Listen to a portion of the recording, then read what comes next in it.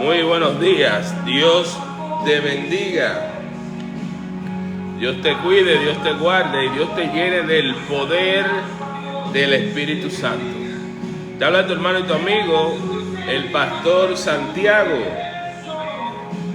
de la iglesia virtual Solo Cristo Salva, una iglesia que no tiene local. Escucha, no tenemos silla, tampoco te vamos a robar. No te vamos a pedir el diezmo, no te vamos a pedir ofrenda, no nos importa el dinero. No nos importa el dinero, nos importa tu alma. Es nuestro eslogan. No nos importa el dinero, no queremos tu dinero, queremos tu alma para Cristo. Y hoy tenemos un poderoso culto lleno del poder y de palabra de Dios, lleno de la palabra de Dios. Así que te invito a quedarte hasta el final. Si no le has entregado tu vida al Señor, hoy es el día de que puedas venir a los pies de Cristo. Hoy es el día que puedes dar el paso para entregarle tu vida a Cristo.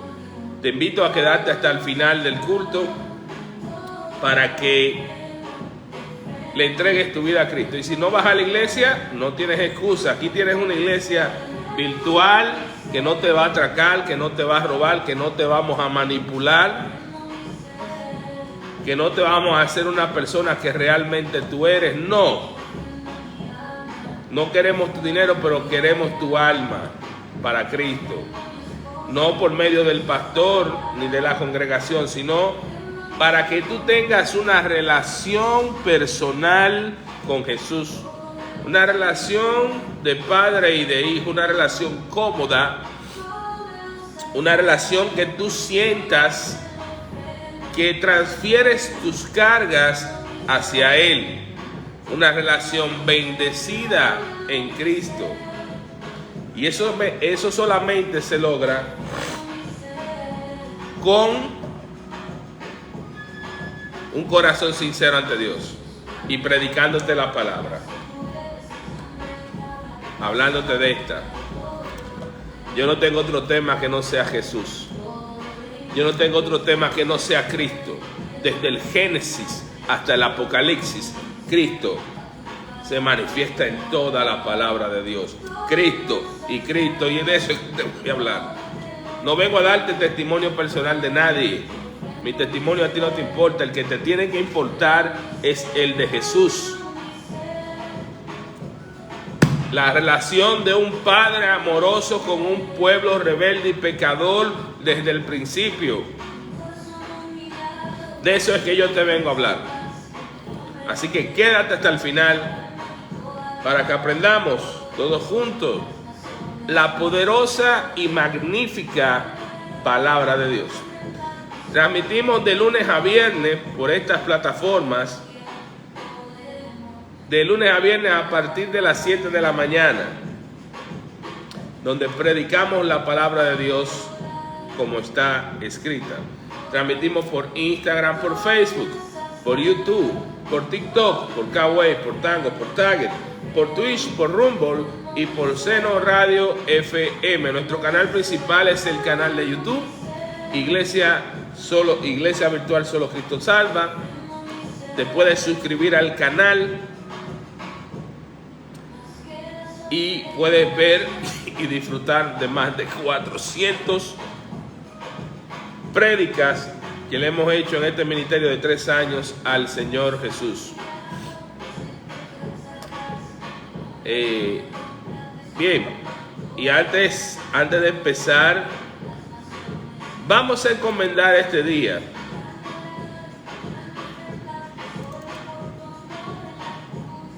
buscando la gloria de Cristo. Esta canción la escribí pensando en su gloria. Y déjame decirte algo, no hay nada mejor en el día que empezar tu día temprano, dándole gracias a Dios, bendiciendo al Señor en este día, para que se te abran los caminos. Dios es el Dios que abre caminos. Cuando Israel estuvo preso y esclavo en Egipto, Dios con su mano derecha poderosa aplastó los dioses falsos de Egipto. Los masacró, castigó a Egipto hasta que el faraón, que es una representación del diablo, de Satanás, tuvo que dejarlos ir. Y Dios fue delante de ellos como columna de nube en el día y como columna de fuego en la noche. Y con su brazo poderoso, Dios abrió el gran mar rojo en dos, y su pueblo pasó hacia la tierra prometida que Dios le había dado. Mientras que el faraón se ahogó, los carros, 600 carros del faraón de guerra perecieron. ¿Qué te quiero decir con esto? Que Dios es un Dios que abre camino. Y el camino es Cristo. El camino más importante y definitivo que Dios nos abrió por su amor fue el de Cristo Jesús, porque Jesús dice: yo soy el camino, yo soy la verdad y la vida, y nadie viene al Padre si no es a través de mí. Querido amigo, querido hermano, quiero que sepas que Dios te ama tanto que dio a su único Hijo para morir por ti en la cruz del monte de la Calavera, del monte del Calvario. Y al Él derramar su sangre, te abrió paso a la vida eterna. Valoremos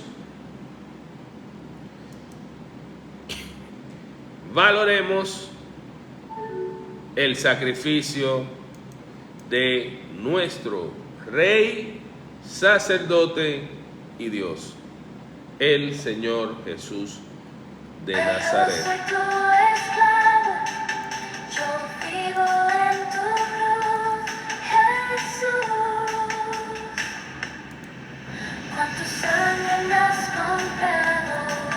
Así que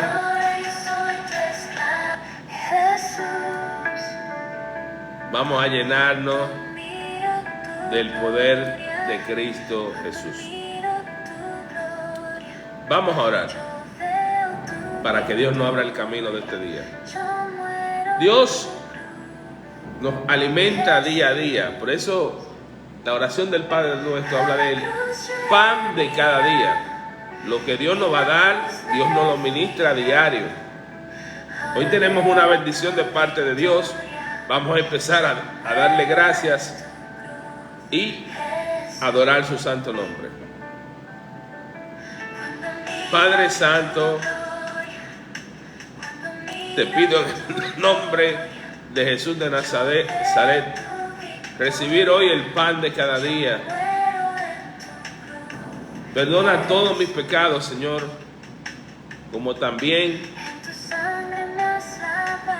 nosotros vamos a perdonar hoy a todos los que han pecado contra nosotros. Vamos a perdonar en este momento para liberar una bendición que viene cuando perdonamos. Perdona al que te hizo mal, perdona al que te odia, al que te maldice, perdónalo. Dile: yo te perdono en el nombre de Jesús de Nazaret. Padre, ayúdame a perdonar en esta mañana, en este día, en este martes 7 de enero del 2025, todo el rencor, todas las faltas que llevo acumuladas y anotadas en mi corazón, hoy yo las perdono en el nombre de Jesús de Nazaret. Mi corazón sana hoy en el nombre de Jesús de Nazaret. Perdona a todo aquel que me hace mal, que se levanta contra mí, que me paga mal por bien. Lo perdono en el nombre de Jesús de Nazaret. Yo perdono, Padre, porque tú me perdonaste a mí todos mis pecados. Y cada vez que fallo, cada vez que peco contra ti, tu mano siempre está ahí dándome el perdón. Por eso perdono a mi hermano, perdono a todo aquel que me ha hecho mal y que me seguirá haciendo mal. Los bendigo en tu nombre y los perdono. Lléname de tu perdón para yo perdonar. No dejes dentro de mí a nadie sin perdón. Hasta yo mismo me perdono por no hacer las cosas como quisiera hacerlas. Hoy perdónate tú mismo, perdona a tu amigo, perdona a tu hermano, perdona a tu esposa, perdona a tus hijos. No guardes rencor en el corazón, porque el rencor es un veneno que nos mata lentamente. Y para que Dios te perdone, tienes que perdonar. No hay forma que se ministre el perdón de Dios en tu vida si tú no perdonas a tu hermano. Así que perdona, sé inteligente. No te vayas al infierno por nadie. Mira, quiero decirte algo. Hay muchas personas que están en el infierno por no perdonar, por guardar rencor de 30, de 40, de 50 años. Hay que perdonar. Porque si Cristo nos perdona a nosotros y nos quita toda esa deuda, recordemos la historia de el funcionario del rey que fue perdonado de una deuda de millones y de millones. Mas sin embargo, su hermanito, su amigo, le debía unas pocas monedas. Y fue, vamos a hacer la historia del principio. El funcionario del rey había adquirido una deuda bastante grande con el rey que no podía pagarle. El rey, al ver que este funcionario no podía pagarle la deuda, entonces lo mandó a llamar para meterlo a la cárcel y vender a su familia, a su mujer, a sus hijos. Sus propiedades la iban a vender y a su familia iban a pasar esclava y él iba a caer preso hasta que se pagara el monto o liquidara el monto total de la deuda. Sin embargo, este alto funcionario del rey suplicó, se humilló ante el rey, lloró, le pidió clemencia a quien, al rey, y el rey fue conmovido a misericordia, porque el rey es un rey misericordioso, un rey lleno de amor, un rey de paz. Al rey ver la actitud del siervo, de que se quebrantó, de que lloró, de que se humilló, reconoció que la deuda era demasiado grande, no la podía pagar. El rey, dicen las Sagradas Escrituras, fue movido a misericordia y le perdonó esa gran deuda. Inmediatamente el siervo sale de la presencia del rey, se topa con un hermano que le debe unas pocas monedas, unas míseras monedas. Y este agarra a su hermano del cuello y le dice: págame lo que me debes o te meteré a la cárcel. Aquel hermano que le debe unas pocas monedas al funcionario le dice: ten paciencia conmigo y yo te lo pagaré todo. Sin embargo, el funcionario del rey no tuvo misericordia, no perdonó esas pocas monedas, y los súbditos del rey vieron esa acción y fueron donde el rey y le dijeron: mira, el funcionario que le perdonaste esa deuda de millones y millones de monedas, al salir de tu presencia fue donde su hermano le ahorcó por el cuello, lo pegó de la pared y lo metió preso por no pagarle las pocas monedas. El rey se enfureció bastante y mandó a llamar al funcionario y le dijo: siervo malo, ¿acaso yo no te perdoné esa deuda de millones de monedas?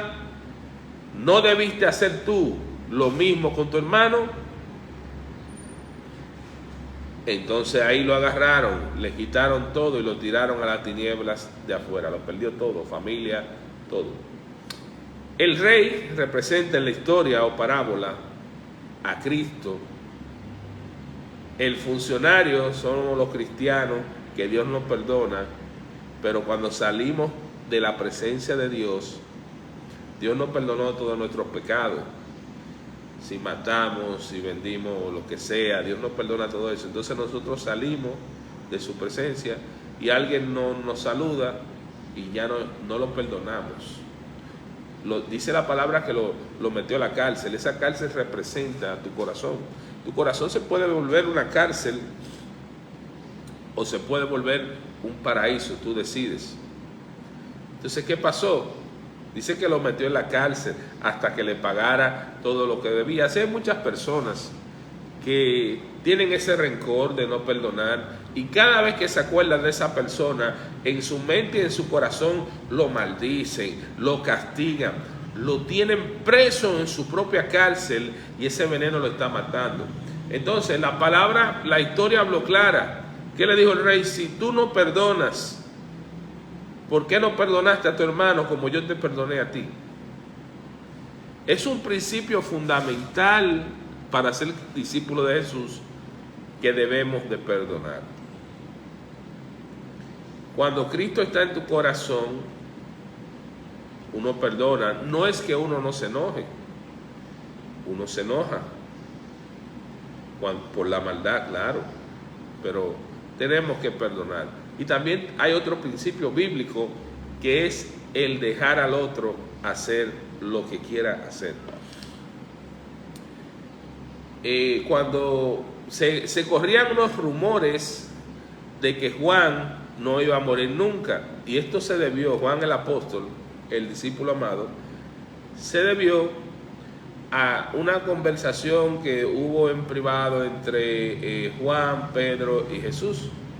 Jesús le dijo, y si yo quiero que Juan esté vivo hasta que yo vuelva, ¿a ti qué?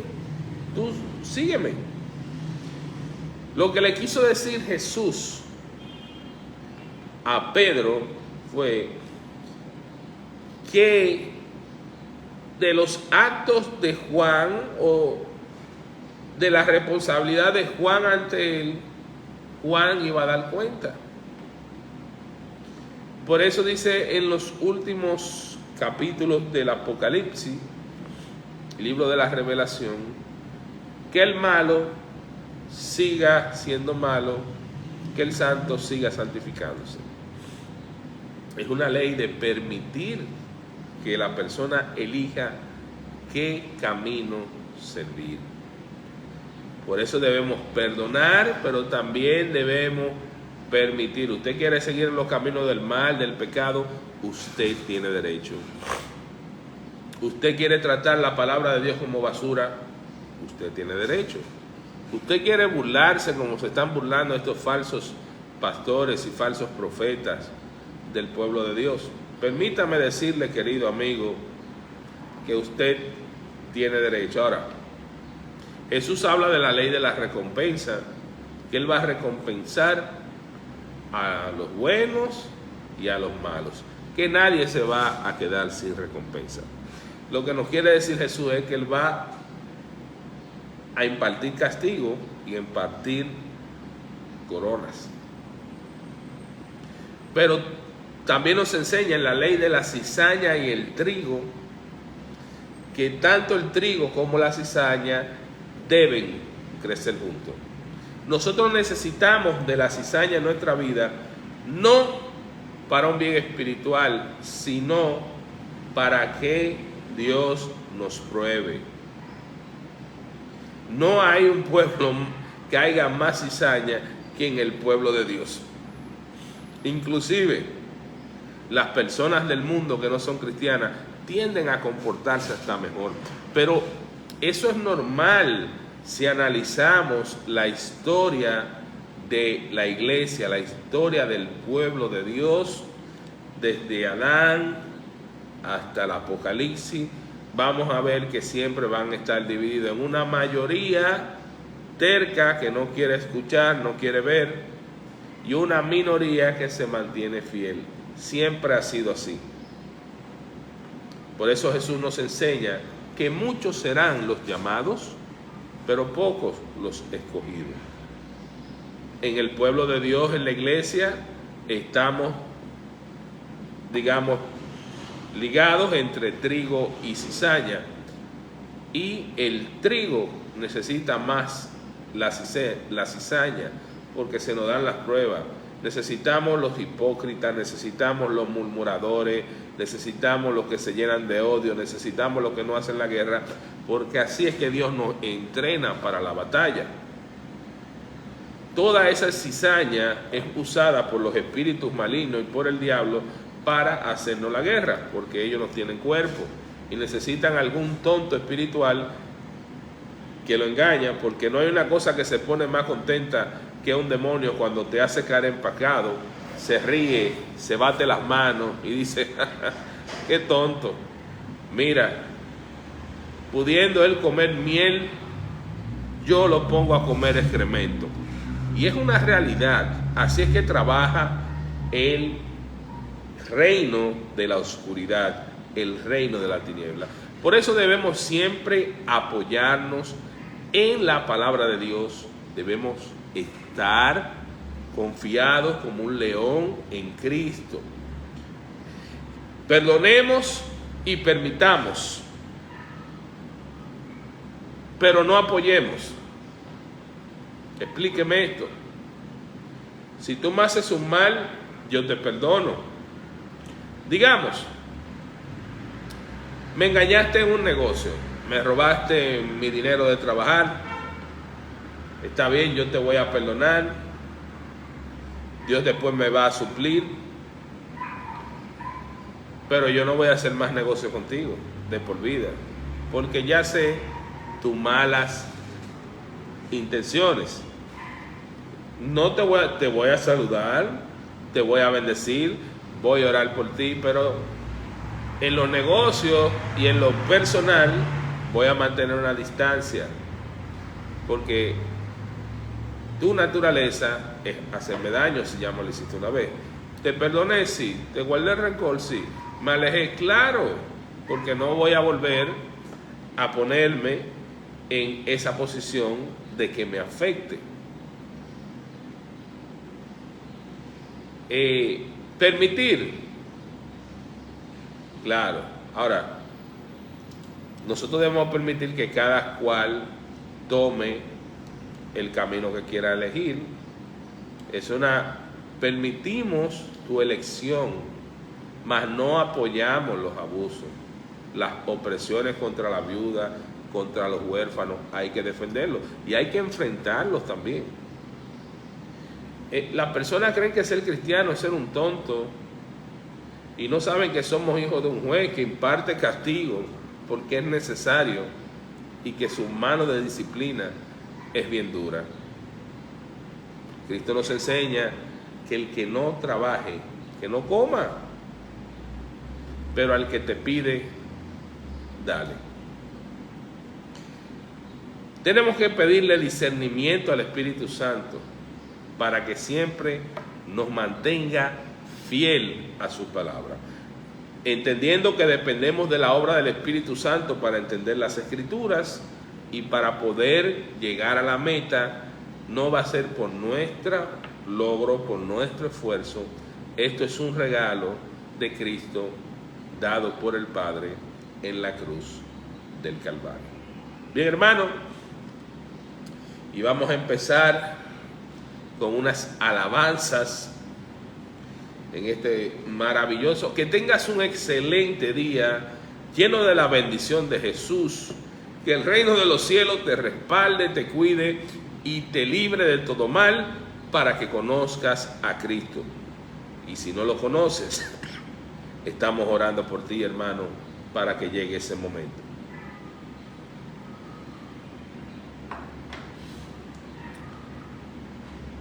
Esta canción me gusta mucho, se la canto a mi niña más pequeña, se llama Chalén. Dios te bendiga. Inmediatamente yo le canto esa canción, ella se duerme, se tranquiliza. Dios te bendiga, Jesús te ama. Dios te bendiga, Jesús te ama. Porque dentro de mi corazón vive Jesús. Dios te bendiga. Jesús te ama, porque dentro de mi corazón vive Jesús. Wow, wow, wow, wow. Porque dentro de mi corazón vive Jesús. Dios te bendiga. Llenémonos de Jesús. Llenémonos de Cristo. Y vamos a cantar esta canción que se llama Lléname de ti. Lléname de ti, Jesús. Jesús, lléname de ti. Lléname de ti, Jesús. Jesús, lléname de ti. Lléname de ti, Jesús. Jesús, lléname de ti. Lléname de ti, Jesús. Jesús, lléname de ti, de tu presencia. Lléname de tu amor. Oh, lléname. Lléname, Señor, de ti. Lléname de tu presencia. Lléname de tu hermosura. Tú eres santo. Bueno, la gripe no me va a dejar los tonos de la canción, pero amén. Vamos ya a empezar con el salmo del día. Busca tu Biblia y vamos a leer los salmos. De tu presencia, lléname de tu amor, lléname. Y tenemos hoy el Salmo 51 para el director del coro, Salmo de David, cuando el profeta Natán fue a verlo después que cometió adulterio con Betsabé.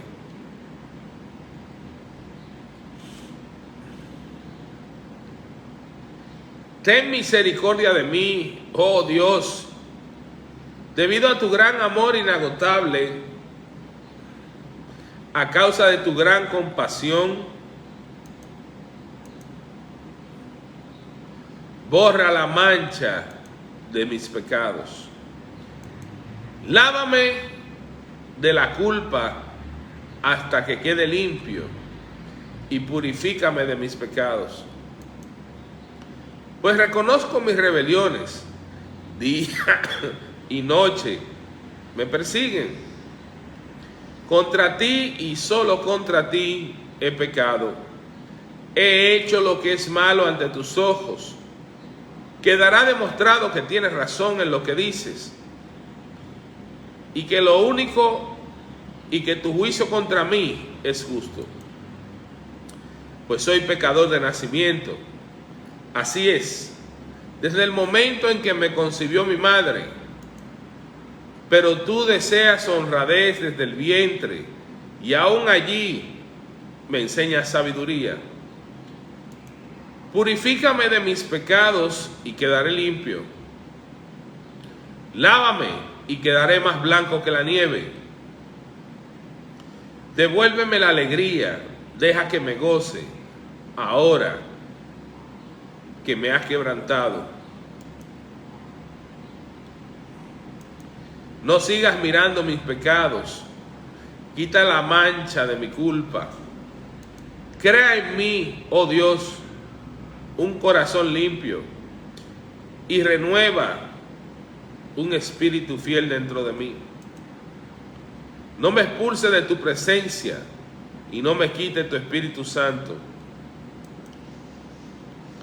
Restaura en mí la alegría de tu salvación y haz que esté dispuesto a obedecerte. Entonces enseñaré a los rebeldes tus caminos, y ellos se volverán a ti. Perdóname por derramar sangre, oh Dios que salva. Entonces con alegría cantaré de tu perdón. Desata mis labios, oh Señor, para que mi boca pueda alabarte. Tú no deseas sacrificio, de lo contrario te ofrecería uno. Tampoco quieres una ofrenda quemada. El sacrificio que sí deseas es un espíritu quebrantado. Tú no rechazas un corazón arrepentido y quebrantado, oh Dios. Mira a Sión con tu favor y ayúdala, reconstruye las murallas de Jerusalén. Entonces te agradarán los sacrificios ofrecidos con un espíritu correcto, con ofrendas quemadas y ofrendas quemadas enteras. Entonces volverán a sacrificarse toros sobre tu altar. Un espíritu correcto, habla David. Y este salmo David lo escribe después de haber pecado contra Dios y contra uno de sus mejores soldados, Urías.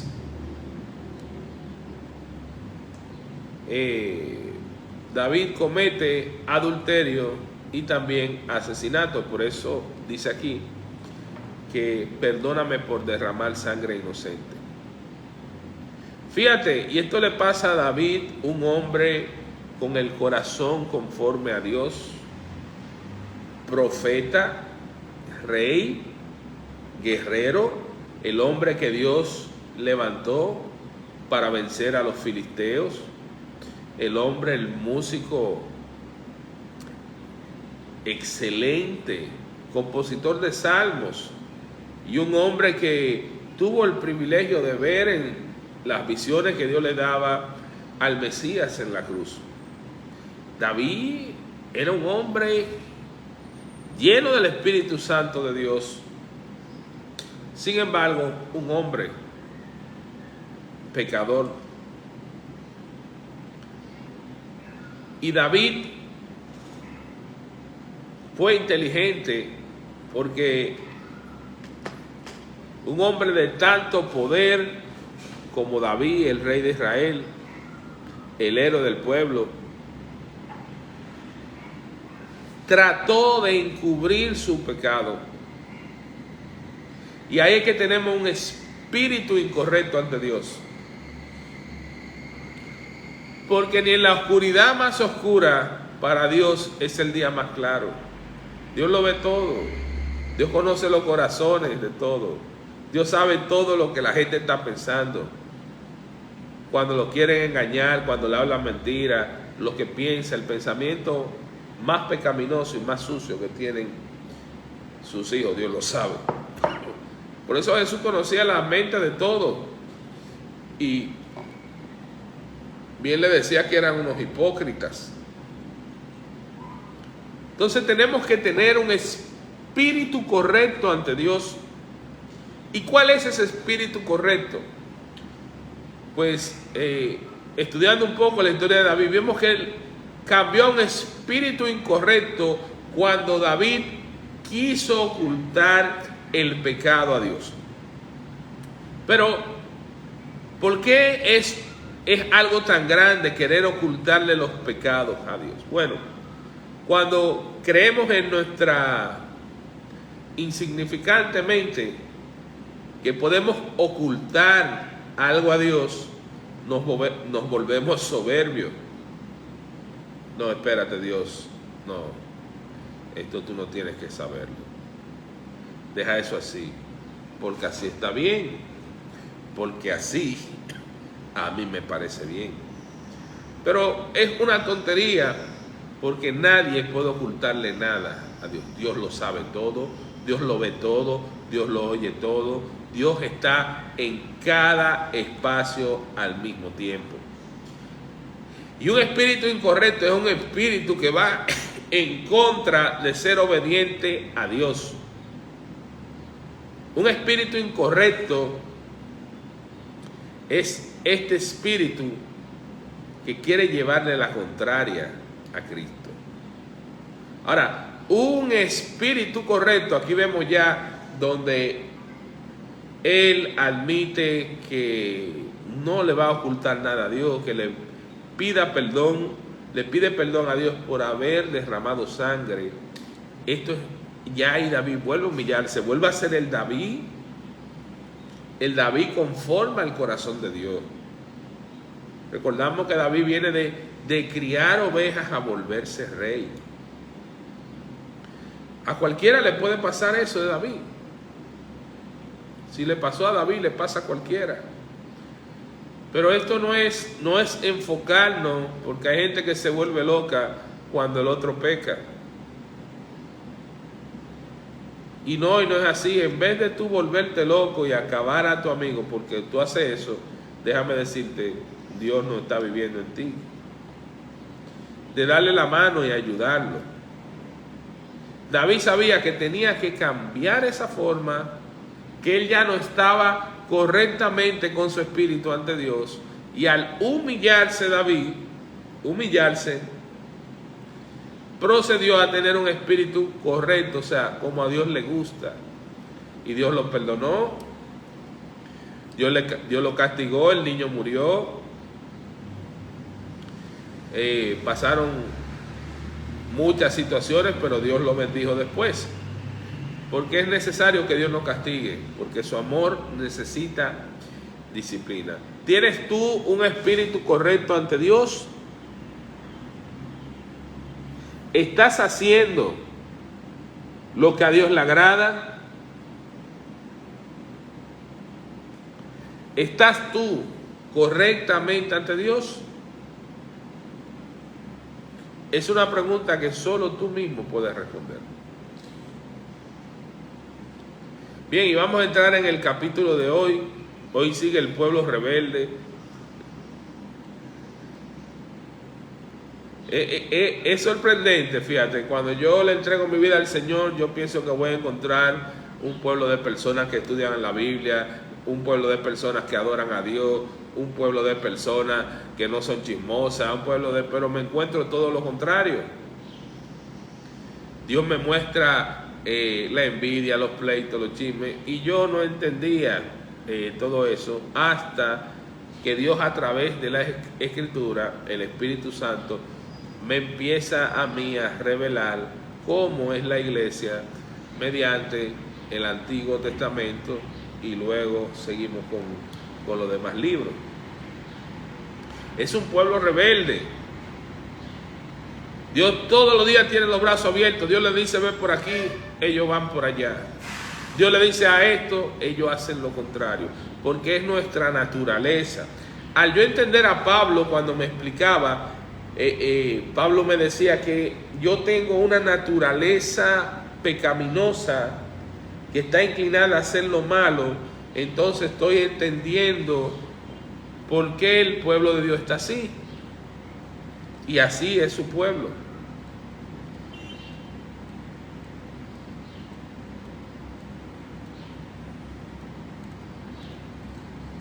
Bien, busca el libro de Números, el capítulo número 20. Es el capítulo que vamos a leer hoy.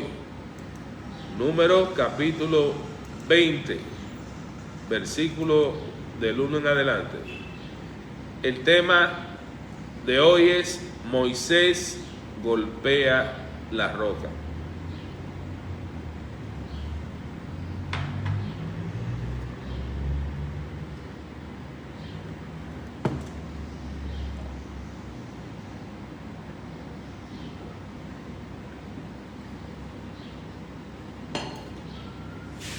En nombre del Padre, del Hijo y del Espíritu Santo.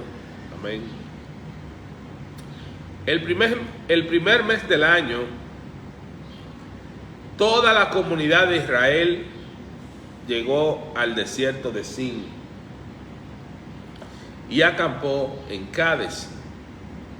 Mientras estaban allí, Miriam, murió y le enterraron. Ya en ese lugar no había agua para el pueblo que bebiera. La gente se rebeló nueva. Un pueblo rebelde, un pueblo que se rebela. Y es increíble ver, hermanos, las rebeliones, la de Coré, la de los 12 espías, la rebelión de el monte Sinaí cuando hicieron el becerro. Y es un pueblo rebelde, ¿por qué? Porque se vive rebelando. La iglesia es un pueblo rebelde, porque vive rebelándose a la palabra de Dios, a lo que Dios quiere. Se hacen tantas cosas, pero no se estudia la Biblia.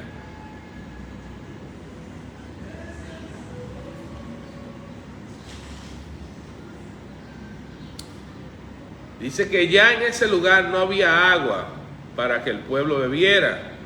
La gente se rebeló contra Moisés y Aarón.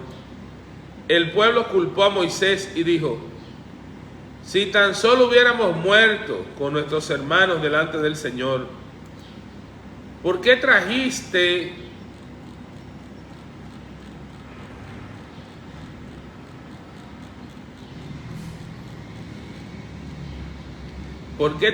a la congregación del pueblo? ¿Por qué trajiste a la congregación del pueblo del Señor a este desierto para morir, junto con todos nuestros animales? ¿Por qué nos obligaste a salir de Egipto y nos trajiste a este terrible lugar? Esta tierra no tiene ni grano, ni higos, ni uvas, ni granadas, ni agua para beber. Pero alto ahí, ellos le están echando la culpa a Moisés. Dios, y no fue Moisés que lo sacó de Egipto, fue Dios que lo llamó a salir de Egipto. ¿Y por qué no entraron a Canaán? Porque se acobardaron. Si ellos le hubieran hecho caso desde un principio al mensaje que Dios le mandó con Caleb, hijo de Jefone, y con Josué, hijo de Nun, príncipes de la tribu de Judá y Efraín, hubieran entrado en la tierra el primer día. Es que se le olvida. Antes de llegar aquí a la muerte de Miriam, al capítulo 20, vemos un sinnúmero de rebeliones y empezamos con la rebelión de Canaán. Se rebelan 10 de los príncipes de las tribus y dicen que no, que ellos no van a entrar a la tierra porque le van a matar, lo van a matar y van a hacer sus hijos esclavos. Dios se llena de ira y iba a exterminar al pueblo, y Moisés por segunda vez interviene ante Dios para que Dios no lo elimine. Y la primera vez fue en el Sinaí, cuando Aarón le permitió hacer un becerro de oro al pueblo. Y es que hay que entender este pueblo rebelde, porque Dios dice que es un pueblo rebelde, y es porque se les revela.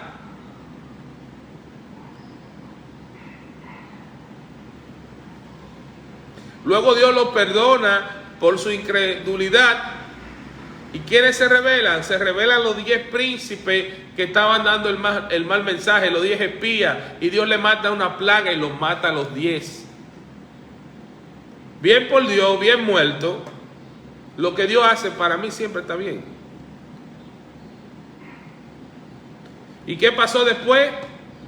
Se rebela el pueblo completo, que quiere ir a la guerra, que ahora quieren conquistar a Canaán, cuando Dios le dijo: no, ustedes no van a entrar a la tierra. Por cobarde, por no creerme, ahora van a durar 1 año por cada día que espiaron la tierra. Dios le metió un castigo justo, 40 años, y ninguno de ustedes va a entrar a la tierra. Ustedes dijeron que sus hijos iban a ser esclavos, y ahora los que no van a entrar a la tierra son ustedes, y sus hijos sí. Por eso es que el pueblo anda dando vueltas en el desierto por 40 años, pero no fue por Dios, fue por su rebelión. Y mira lo que le achacan a Moisés aquí cuando muere Miriam. Pero no nos quedemos ahí, tranquilos. Luego que Dios le dice, no estoy con ustedes, no entren a Canaán porque lo van a masacrar, ellos hicieron exactamente eso. Fueron a Canaán y mataron muchísimos israelitas. Y luego de todo eso, aparece Don Coré, un levita ahora que quiere el sacerdocio. El sacerdocio de Moisés, de Aarón. Cuando a él era de la tribu de Coatita, que estaba encargado del mobiliario del templo. Pues se rebeló Coré con su socio Datán y Abirán y armaron una revuelta tan grande que Moisés tuvo que intervenir para que Dios eligiera cuál de los dos era el sacerdocio. Y la respuesta fue que Coré, Datán y Abirán con toda su familia, excepto algunos hijos de Coré que sobrevivieron, y escribieron algunos salmos, entraron. La tierra tiene una boca y ese día la abrió. Cuando la tierra abrió su boca, se lo tragó vivos y todas esas personas descendieron vivas al Seol o al infierno, que es lo mismo. Pero ahí no se queda el asunto, porque después siguen revelados 250 levitas con incenciarios de oro y Dios lo quema a todos y lo vuelve chicharrón. Bien por Dios. ¿Qué Coré? Bien por Dios. Lo que Dios haga está bien hecho. Nosotros no somos nadie para cuestionar a Dios. Yo quisiera encontrarme alguno que diga, ¡ay, un Dios malo! Que con la misma Biblia yo le hago entender que el malo no es Dios, que el malo eres tú. ¿Y sabe qué pasó después? Vuelve otra rebelión. Y el pueblo entonces ahora se le revela a Dios porque le mató a sus hermanitos, porque le mató a Coré, porque le mató a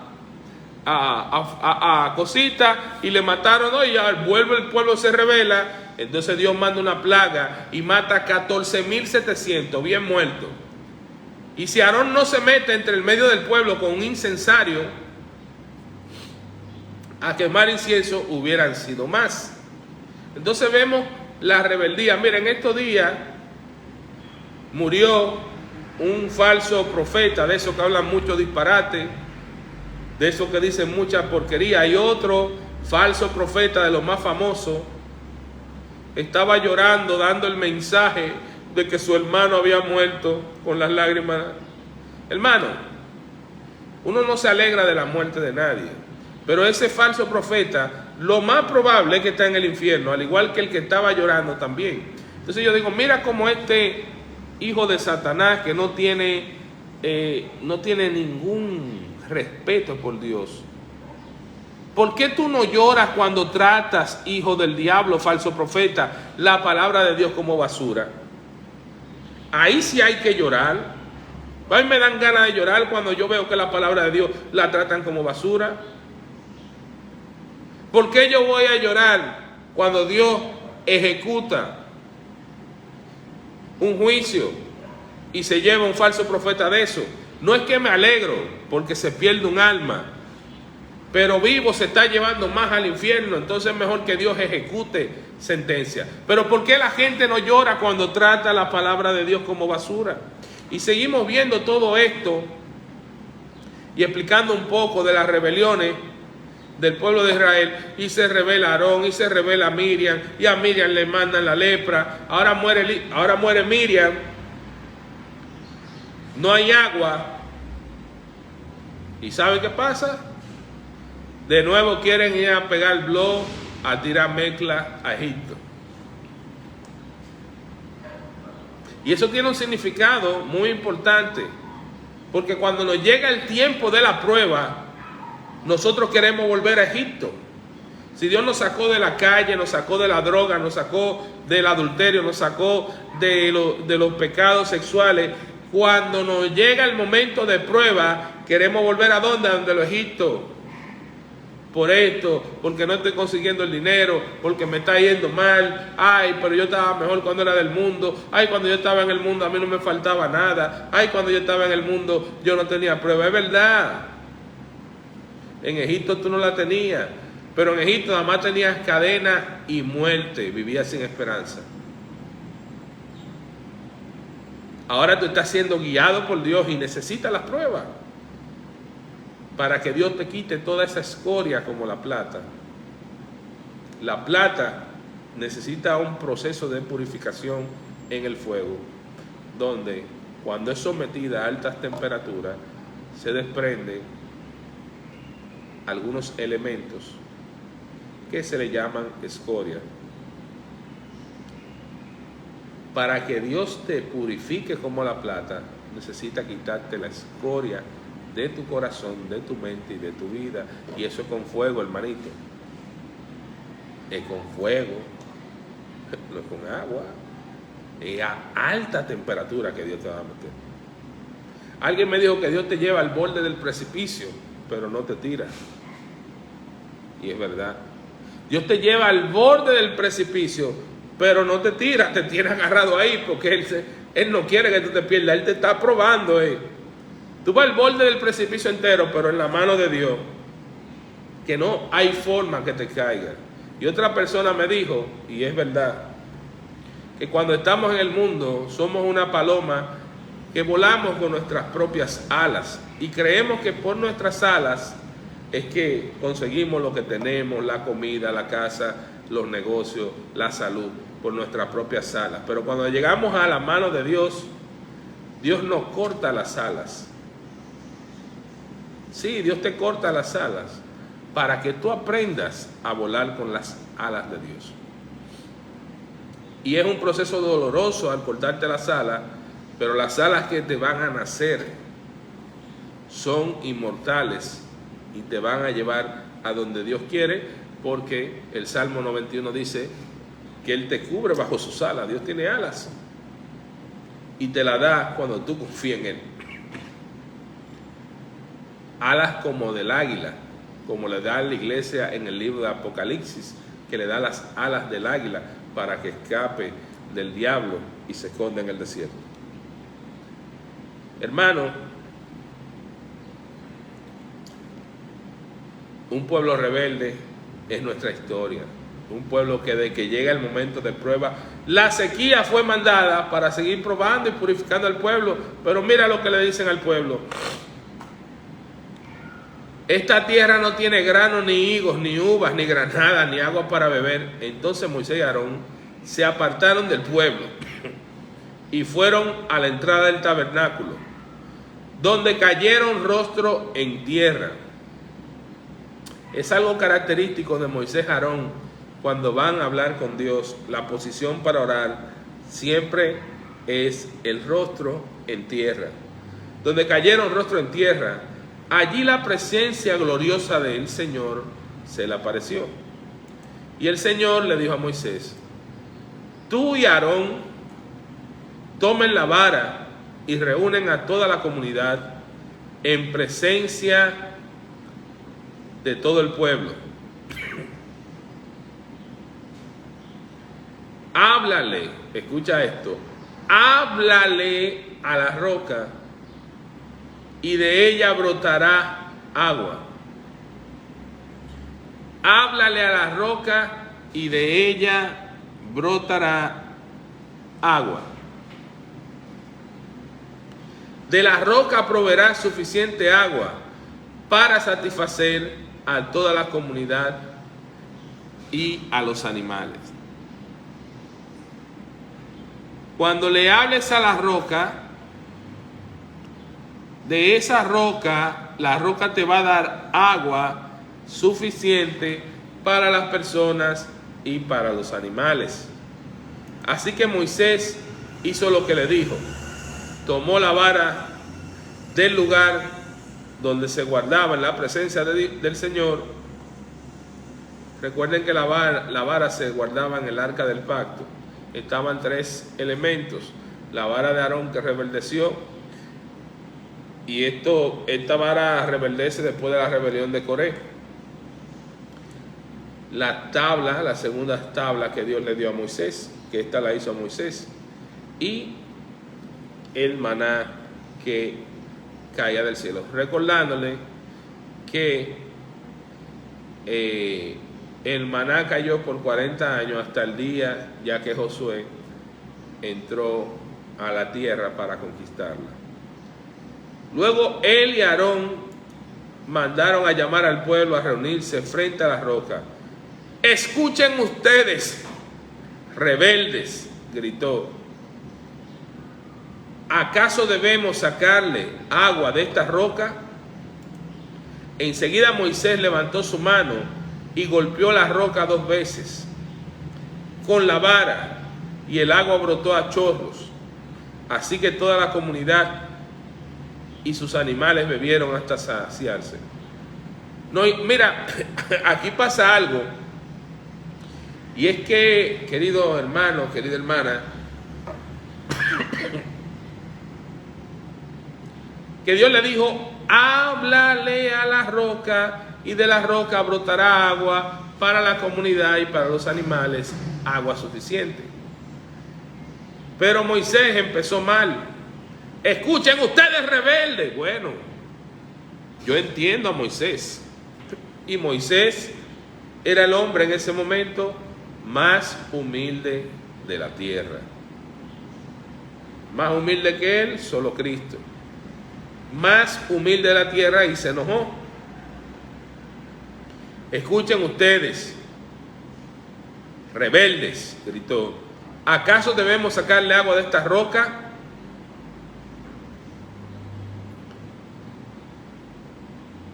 Moisés se molestó porque pensó, este pueblo no se merece esta agua, estos rebeldes que a cada rato amenazan con irse a Egipto. Váyanse a Egipto ya, ustedes me tienen cansado.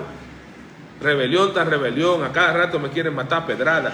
Ya Moisés, como dicen aquí en la República Dominicana, estaba harto del pueblo rebelde, que por más que le dan palabra vuelve al pecado, que por más que le dan palabra quiere hacer lo que quiera, que por más que le dan la palabra de Dios se revela y se revela y se revela. Y cuidado con eso, porque tenemos que entender que así el pueblo, y esa es su elección. Recuerda que tenemos que ser permisivos. Moisés se incomodó.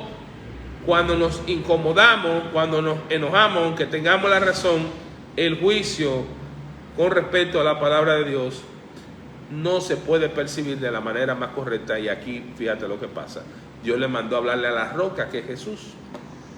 Pero Jesús quiere darle el agua porque es la naturaleza de Cristo. Él siempre quiere arreglar el asunto contigo de tu pecado. Pero Moisés le dio 2 veces con la vara, y el agua brotó a chorros. Así que toda la comunidad y sus animales bebieron hasta saciarse.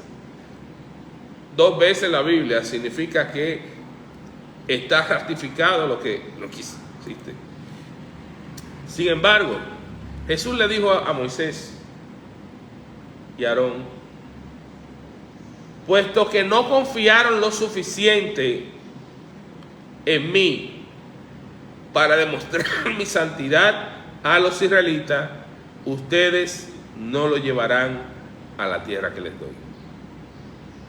Era algo de confianza en que Moisés debía de hablarle a la roca. Darle a la roca 2 veces con la vara simboliza que somos nosotros que tenemos el poder, que en nosotros está la fuerza. Hablarle a la roca significa orarle a Cristo, orarle al Señor y dejar que la roca dé agua por sí sola. Hay mucha gente pegándole a la roca, y como quiera la roca da agua, pero te voy a decir algo, no vas a entrar a la tierra prometida. No le pegues a la roca. No dejes ver que tu brazo es el que tiene la fuerza, porque aún así la roca es tan humilde que da agua y sacia al que tiene sed. Pero tú no vas a entrar a la tierra prometida. No, porque le estás pegando a la roca, y Dios te mandó a orar, a hablar con Jesús. ¿Cuándo le pegamos a Jesús? Cuando tomamos su gloria para nosotros.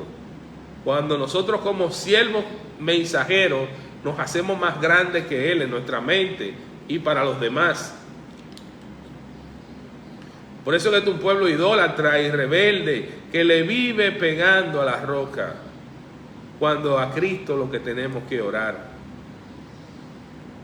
Por eso mucha gente, muchos cristianos son de los que van a decir aquel día: pero Señor, en tu nombre yo expulsé demonios, en tu nombre se sanaron enfermos, en tu nombre yo hice milagros. Y Jesús le va a decir: apártate de mí, maldito, no te conozco. No te conozco, tú vivías pegándome, no hablabas conmigo. Yo quería hablar contigo, pero tú me pegabas todo el día. Y yo te mandé a hablar, no a pegarme. Por eso, este lugar se conoce como las aguas de Meriba, que significa discusión. Todo esto pasó en la región de Sin, en el desierto de Cádiz, en el lugar donde está la roca Meriba, que significa discusión. Porque allí el pueblo discutió con el Señor y Él demostró su santidad entre ellos. Dios demostró su santidad, aún siendo golpeado, dando el agua.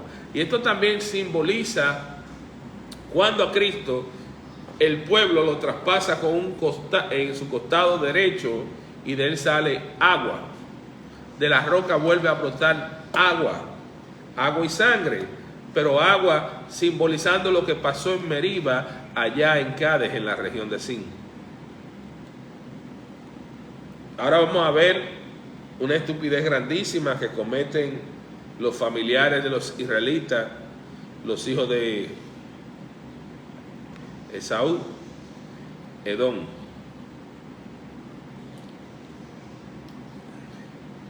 Recordando que los israelitas son los descendientes de Jacob. Jacob era hermano de Esaú. Esaú fue el primogénito de Isaac. Pero nunca valoró la bendición que venía. Nunca. Y algo muy importante de Jacob, que significa, algunos dicen ladrón, otros dicen usurpador, fue que desde el vientre de su madre él estaba peleando por la bendición de Dios. Y vemos todo el proceso que pasa Jacob para adquirirla. Eso lo puede buscar en los videos anteriores en el libro del Génesis, que ya hicimos por capítulo un culto. Y fíjate, aquí todavía sigue el problema entre hermanos, hasta el punto que los edomitas son borrados del mapa. Y eso lo vemos ya cuando Isaías lo profetiza en los tiempos del rey Ezequías y otros reyes más. Mientras Moisés estaba en Cádiz, envió embajadores al rey de Edom con el siguiente mensaje: esto es lo que dicen tus parientes, los israelitas. Tú sabes todas las dificultades que hemos pasado.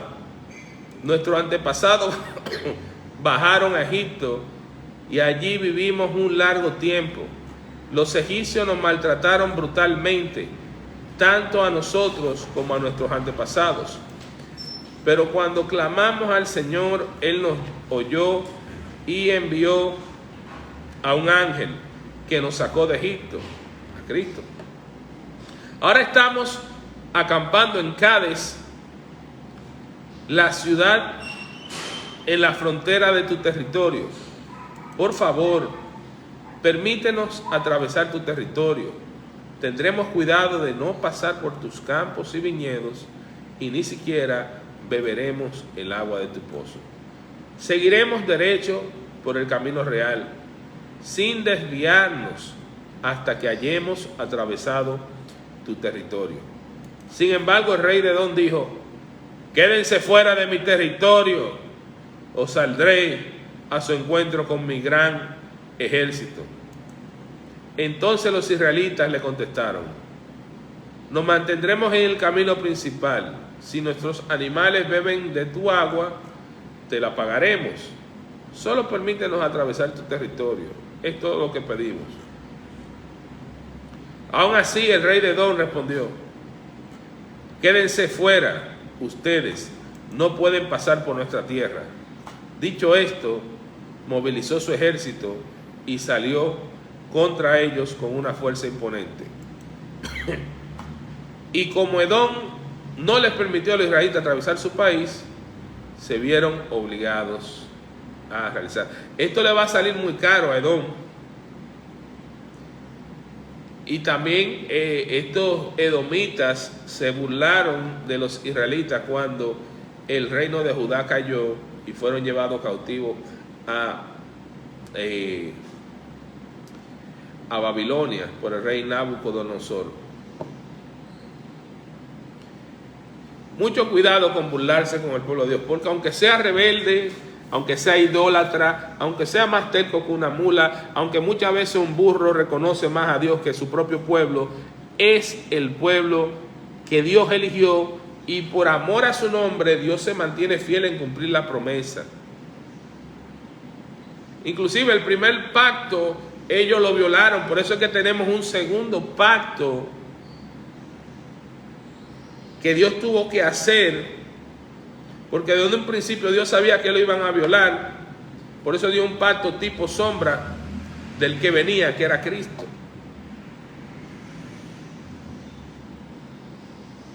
Y ahora vamos a ver la muerte de Aarón. Toda la comunidad israelita partió de Cades y llegó al monte de Hor. Allí estaba la frontera de la tierra de Edom.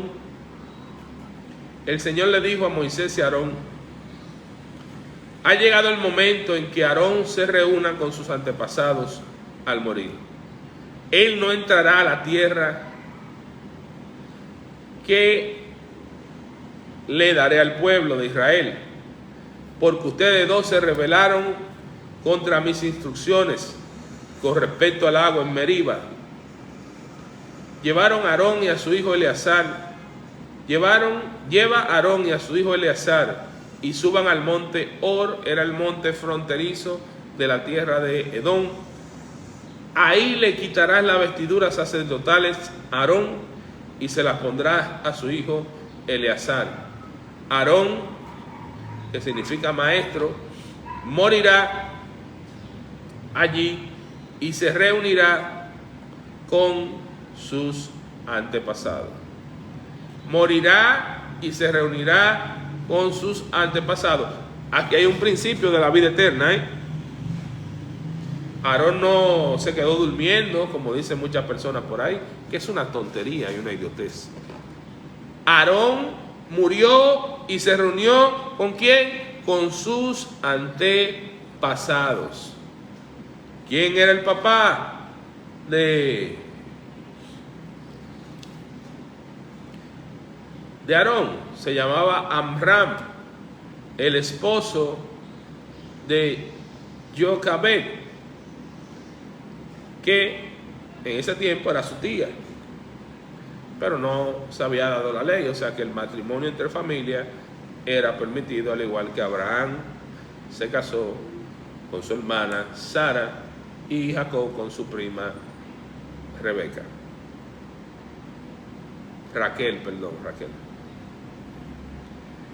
Y también Isaac con una pariente que fue Rebeca. Así que Moisés hizo lo que el Señor le ordenó. Los tres subieron juntos al monte Hor, mientras toda la comunidad observaba. En la cumbre Moisés le quitó las vestiduras sacerdotales a Aarón y se la puso a Eleazar, hijo de Aarón. Entonces Aarón murió en la cima del monte y Moisés y Eleazar descendieron. Cuando el pueblo se dio cuenta de que Aarón había muerto, todo Israel lloró por 30 días. ¿Dónde muere Aarón? En el monte Hor, en la cima, monte fronterizo de sus hermanos, los edomitas, descendientes del rojo o de Esaú, el cual el rey del momento no les permitió el paso a su tierra. Y eso vamos a ver más adelante, que le va a salir muy caro a los edomitas. Y vemos en el tiempo del rey David, que David conquistó todos esos reinos, el reino de Edom, el reino de Moab, el reino de los otros hijos familiares de Lot. Todos fueron sometidos al yugo de David, porque el reino de David es una representación del reino mesiánico de Cristo por 1000 años, donde todos los reinos de la tierra van a estar sometidos a Cristo.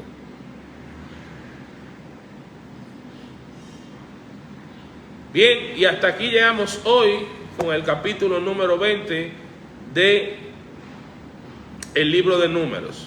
Acompáñanos mañana a otro viaje hacia la historia de este pueblo para que podamos entender por qué la iglesia es tan rebelde, tan cabeza de piedra, pero es el pueblo de Dios. Mañana estaremos transmitiendo a partir de las 7 de la mañana, de lunes a viernes a las 7 de la mañana. Y si llegaste hasta esta parte del culto, te quedaste para lo mejor, porque vamos a hacer el llamado al arrepentimiento del alma. Como vimos en el breve estudio del Salmo 51, un espíritu correcto. Si tú presentas ahora un espíritu correcto ante Dios, cuando hagas la oración con un espíritu correcto, Dios te va a escuchar. Dios no quiere sacrificio. Dios no quiere que tú le puedes dar a Dios. Ahora, cuando Dios ve a alguien con un espíritu correcto, que es un espíritu quebrantado a su presencia, Dios le escucha. Te invito a humillar tu espíritu y a entregarle tu vida a Cristo. Te invito a recibir el perdón de Dios en este momento. Yo quiero que tú sepas que todas las personas que están en el infierno y se perdieron, no fue por el pecado que cometieron, sino fue por rechazar el perdón de Dios. Ese es el pecado que Dios no perdona. Esa es la desobediencia que Dios no perdona, rechazar su perdón. Te invito hoy a no rechazar el perdón de Cristo en esta mañana y entregarle tu vida. Dile al Señor: Padre, reconozco a Jesucristo como tu único Hijo, que murió por mí en Jerusalén, en el monte del Calvario, derramando su sangre santa para pagar el precio por mi rescate, para librarme del pecado y para darme vida eterna. Yo lo reconozco como Dios y como tu Hijo. Padre, perdóname con tu Espíritu Santo. Borra la mancha de mis pecados.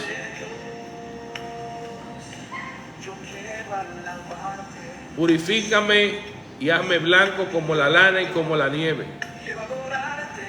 Límpiame de toda esta inmundicia, de todo este pecado, de toda esta suciedad. Quita esta ropa sucia, Señor. Lávame en tu sangre y lléname de ti. Perdóname, Padre. También yo perdono a todo aquel que ha pecado contra mí. Líbrame de todas las acechanzas del diablo e inscribe mi nombre en el libro de la vida. Amén. Dios te bendiga. Jesús te ama. Nos vemos mañana a partir de las 7 de la mañana. Shalom, shalom. Jesús, perdóname, Señor. Jesús, Hijo.